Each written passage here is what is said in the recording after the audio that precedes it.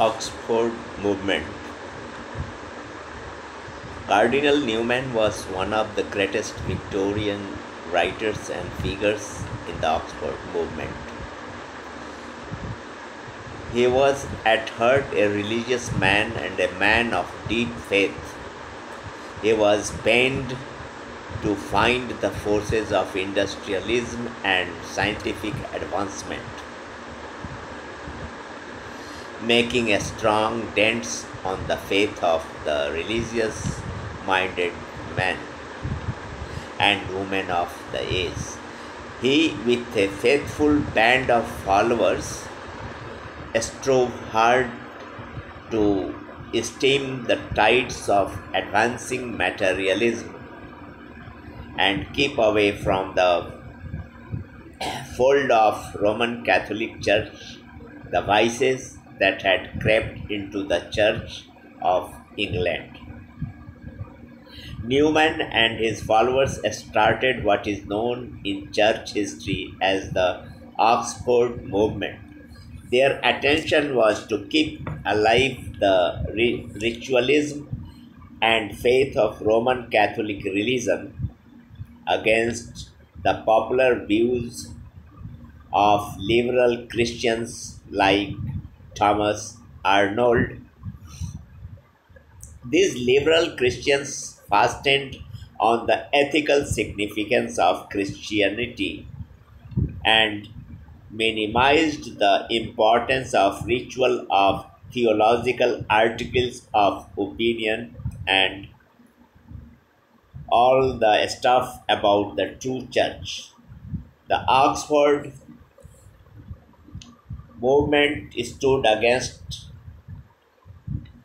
too much insistence on reason and proof in religious matters. This movement sought to revive the faith, rituals, and dogmas of Roman Catholic religion. It aimed at the restoration of the poetry, the mystic symbolism, the spiritual power, and the beauty of architecture, ritual, and service which had characterized the Catholic Church in the Middle Ages. Just as the Romanists had infused life into literature by turning their gaze to the Middle Ages, similarly, the leaders of this movement, Newman, Cabell, and Bossy, looked to the past for inspiration. Newman himself asserted that his movement had owed much to Scott, who turned men's minds in the direction of the Middle Ages. As the leader of the Oxford movement, Newman repudiated Protestant individualism, 19th century liberal Christianity, and the 18th century testicle argument from design. He upheld devotion, faith, rituals, dogmas in preference to reason and proof, and wrote with vigor in defense of his viewpoint. Life is not long enough for a religion of inferences. We shall have never have done beginning if we determine to begin with proof. In fact, the whole Oxford movement was a romantic rebellion against the bad condition in which the Church of England had fallen and aimed at the revival of the true Roman Catholic faith in an age of machinery. The Oxford movement failed to have any influence on the psychological life of the day, and its impact on the growth of literature was not substantial. It could win the allegiance of a few pre-Raphaelite poets and had some of effect on pre-Raphaelite movement.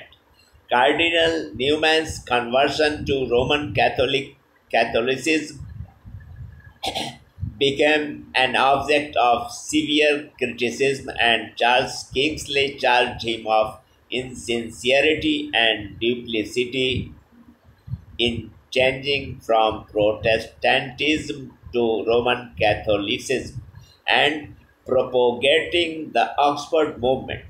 Newman had to come out with a spiritual defense in his famous book Apologia Provita Sua. The whole book is a vigorous reply to Kingsley's charge of wanton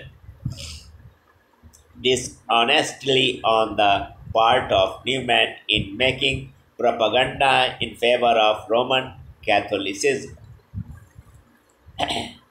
Newman's standpoint is clear and comprehensible. He traces the history of his religious beliefs and comes to the conclusion that his conversion was only the final step in a course he had been following since boyhood. Newman had the better of the argument. His defense is still read while Kingsley's attack is forgotten. Newman's other religious works are Via Medica Callista and the Grammar of Assent. From literary point of view, they are not of much interest. More interesting and valuable than the theological writings of Newman is his educational and inspiring book, The Idea of University, which provides to the modern university leaders the basic principles concerning the site of the university, the aim of university education, and the qualifications of university teachers.